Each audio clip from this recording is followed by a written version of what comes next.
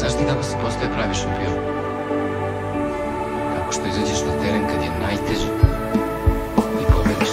Mogu si da odeš da igraš po belom svetu, ali samo za nas ostavit ćeš srce na parketu. Grobari te vole kao svoga rođenog, naš si spasitelj, posvetitelj, učitelj i Bog. Ti imaš srce kao što ga retko ima ko. Imaš ljubav za Partizan kada daješ svaki koš. Bilo nam je žao jer te nije bilo dugo, između novca i ljubavi izabrao si drugo. Sada našem Partizanu mnogo si olakšao, dobro došao nam nazad, bravo momčino. Časove ljubavi održao si, brate, a znaš da grobari sve ovo dobro pamte. Mi ćemo ti vratiti kukom sa tribina, ozarenih lica trofeja, puni se vitrina. Svaki tvoj potez odiše pravim stilom, Pavlović Saša, neka se zaori pionirom.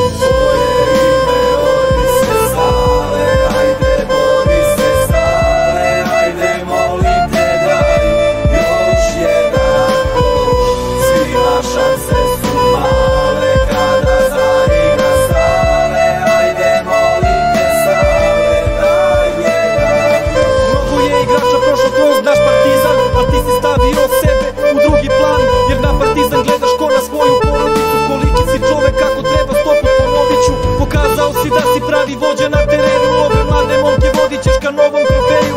Uz Duleta ćeš biti ostalima kao otac, da pobediš i onda kada nam se smeši poraz.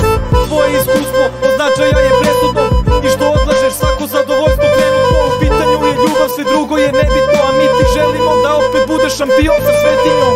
Za kraj reći ću još jedno, bezbrojno hvala, svaka ti čast brate i svaka ti se dala. Drugima si primjer da idu u pravom